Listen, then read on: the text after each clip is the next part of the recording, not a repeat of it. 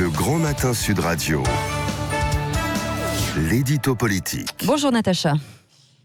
Bonjour Natacha Polony. Natacha, est-ce que vous êtes avec qui nous? est avec nous. Bonjour Oui, Natacha, voilà, bonjour. Voilà.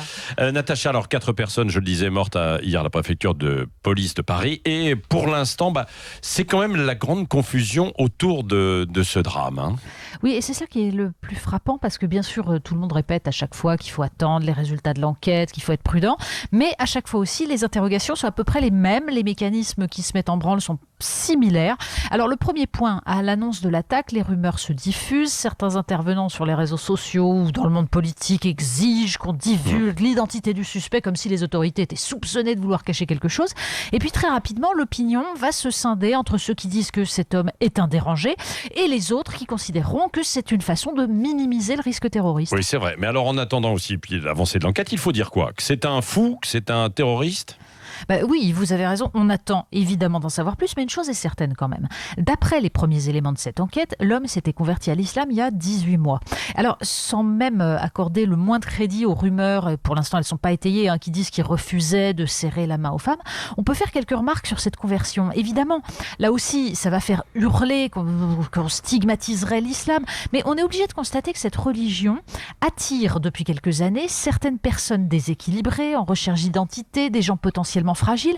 Et en fait, les pratiques rigoristes de l'islam attirent ceux qui ont besoin de se trouver des cadres. Et d'ailleurs, c'est la grande victoire des islamistes. Les gens déséquilibrés basculent en se raccrochant aux images et aux slogans de ces islamistes. Ils ont créé un modèle.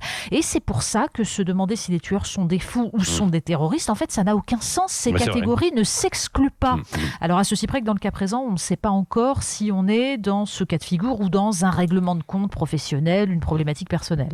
Oui, mais on voit bien qu'il est devenu impossible de ne pas penser quand même à un attentat quand un individu en attaque d'autres au couteau. Et bien justement parce qu'il y a un mimétisme, en fait tous les psychiatres le disent, et parce que ce mode opératoire c'est le plus simple, le plus imparable qui soit.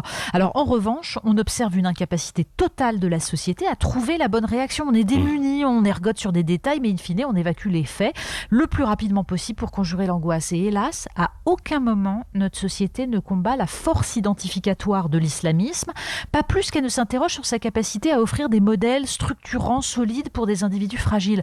Alors on verra ce qu'il en est de celui-ci, mais quel que soit son profil, on peut se dire que conclure à chaque fois à la fatalité, eh bien ça c'est la pire des réponses. Merci Natacha Polony, et tout à l'heure à 8h45 le petit débat de l'actualité avec vous, Philippe Bilger également, Éric Revel, et puis nous aurons juste avant Jean-Michel Fauvergue, qui est le député de Seine-et-Marne et ex-patron